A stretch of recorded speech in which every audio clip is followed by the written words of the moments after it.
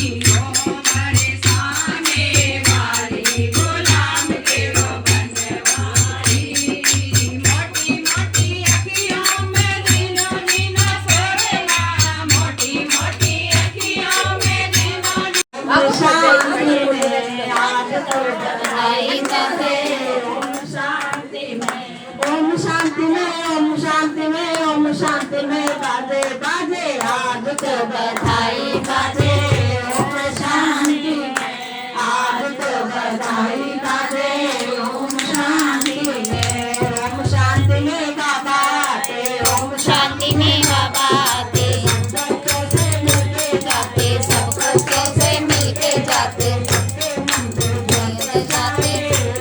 शांति में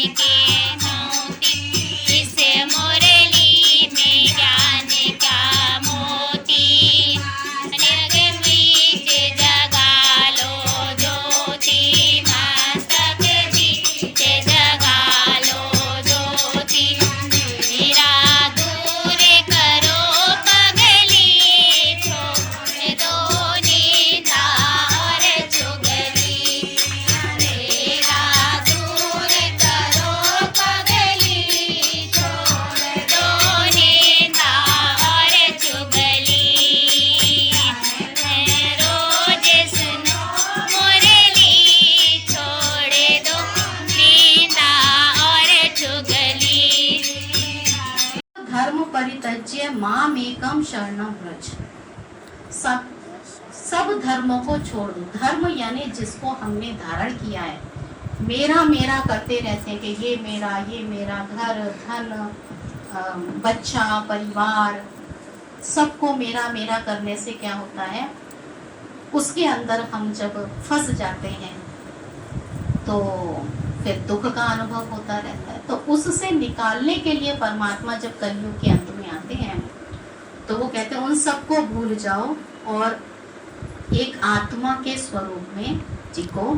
उसके लिए उन्होंने विधि क्या बताई है, परमात्मा ने कहा है कि देह सहित देह के सर्व संबंधों को भूल एक मुझको याद करो। तो सबसे पहले अगर मुझे याद करना है तो संसार को याद नहीं करो, अपने को सबसे पहले तो आत्मा समझो। जब मैं आत्मा हूँ तो ये शरीर भी मेरा नहीं है, मुझे ये शरीर छोड़कर जाना है, ये समझकर चलना। ये ज्ञान तो हमको है, आप सबने सुना होगा, कोई ऐसी कोई बात तो है नहीं जो नई कोई बताई जा रही हो, आप हमेशा सुनते रहते हो। पर इस बात को धारण करने में कितना समय लगता है और बीच बीच में वो मेरा मेरा आता रहता है। तो अपने को आत्मा जब हम निश्चय करते हैं कि मैं आत्मा हूँ इस शरीर से अलग, तो क्या होता है, कांटा सीधा हो जाता है ना। मैं आत्मा, आत्मा कहाँ है, आत्मा मस्तक के अंदर है। अब भ्रकुटी के मध्य में आत्मा का निवास स्थान है, वो बताया गया है कि आत्मा कहाँ रहती है, भ्रकुटी के मध्य में उसका स्थान है। तो ये जब हम अपनी बुद्धि को चारों तरफ हटाकर अपने आप में जब उसको स्थित कर देते हैं और परमात्मा को याद करते हैं, भगवान को क्या कहते हैं, ऊपर वाला। अभी हमने श्री कृष्ण के गीत गाए, श्री राधे को याद किया है, और भी अनेकों को हम याद करते हैं। तो श्री राम को भी आपने याद किया है ना। तो जो हम ये याद करते हैं इन्हों को, ये सब क्या है, कोई अयोध्या के हैं श्री राम बोलेंगे, और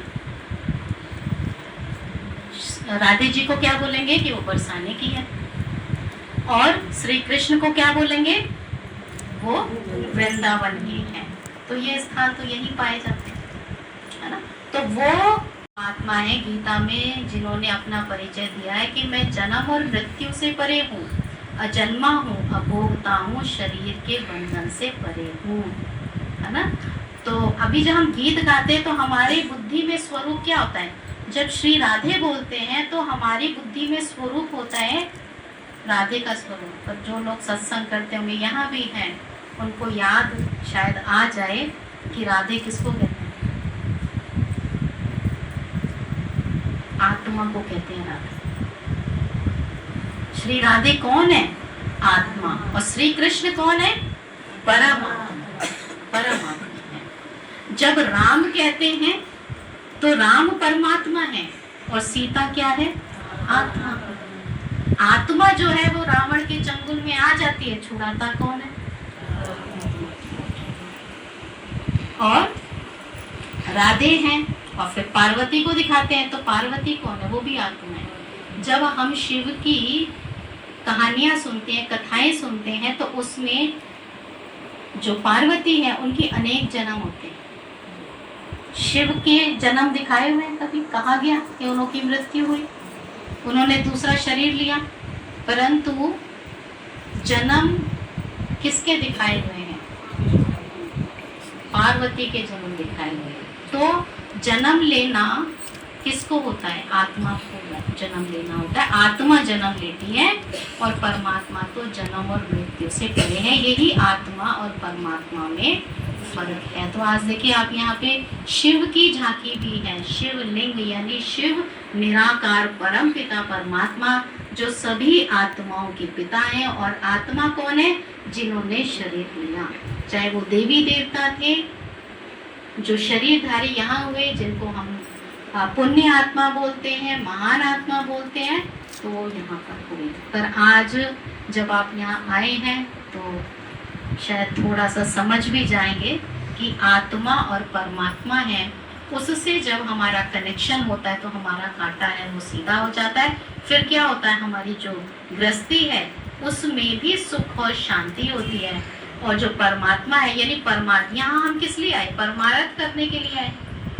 यहाँ किस लिए आए? यहाँ जरूर भगवान को याद करना चाहिए, अपने पिता हैं उनको जरूर याद करना चाहिए। अगर उनको याद नहीं किया तो क्या यहाँ आकर हमने किया? और कितनी खुशी होती है परमात्मा को याद करने से, कितना उमंग उत्साह अपने अंदर बढ़ जाता है, कितनी खुशी उनको याद करने से होती है ना। ये तो किसी भी आप पार्टी में चले जाओ, फंक्शन में चले जाओ, उसमें खुशी होगी क्या? एक अंतर मन की शांति का अनुभव है, वो हमको यहाँ पर होता है। तो आज इसी बात को हमें समझना है कि हमें इन दोनों का बैलेंस बनाकर चलना है। और ये बैलेंस कब बनेगा? गृहस्थ का और परमार्थ का, यानी व्यवहार का और परमार्थ का हमें बैलेंस बना के चलना। पर ये बैलेंस कब बनेगा? जब हम अपने आप को आत्मा समझेंगे। तो इस अपनी हर कर्म को करते हुए कभी भी हमें दुख का अनुभव नहीं होगा। ये प्रैक्टिकली जब हम करेंगे तो हमको पता चलेगा। तो ये बात है। बाकी और जो सबसे बड़ी खुश कर सकती, जब तक मैंने उन्हें देखा नहीं या तो मुझे उनके बारे में कुछ बताए, तब तो मैं उनको बुद्धि में क्या होता है कि जब हम किसी को याद करते हैं तो क्या उसका एक चित्र अपनी बुद्धि में आने लग जाता है। तो हम कहते हैं हम उनको याद कर रहे थे और हमने किसी को देखा ही नहीं, जाना ही नहीं, समझा ही नहीं, तो कैसे याद करेंगे? तो इसीलिए किसी को भी याद करने के लिए जानना जरूरी है।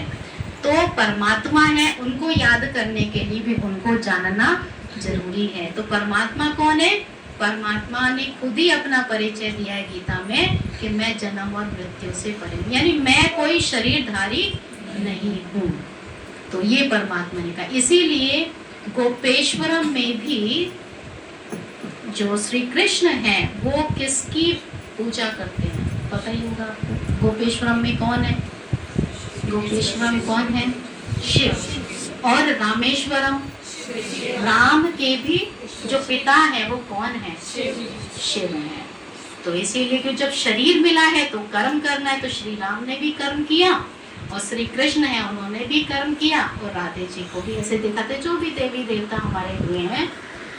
तो अब अगर हमको उस नई दुनिया में चलना है तो हमें उस परमात्मा के ज्ञान को जीवन में धारण करना पड़ेगा। और धारणा कैसे होगी? सिर्फ एक ही बात है कि अपने आप को पक्का करना कि मैं आत्मा हूँ, ये समझ के चलना। तो यही गीता में परमात्मा ने क्या कहा कि अगर ऐसा समझ के चलेंगे तो कभी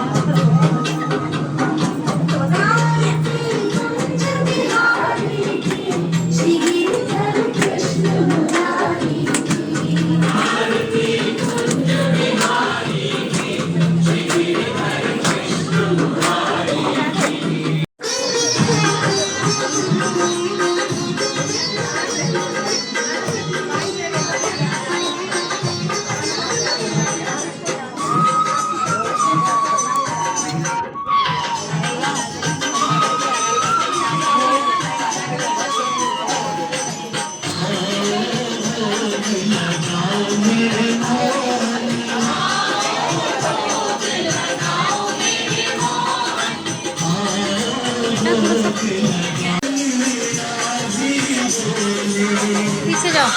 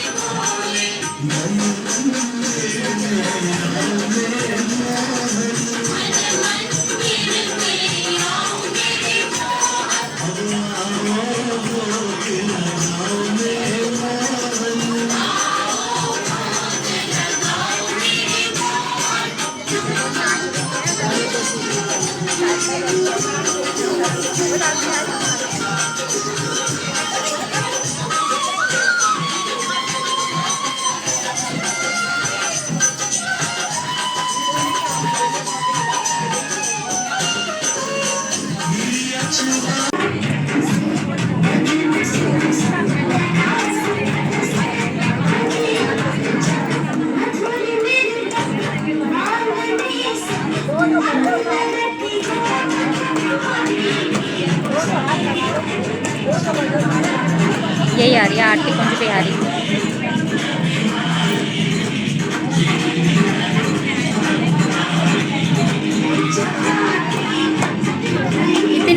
बड़े बड़े 4-5 पेड़, इनमें 4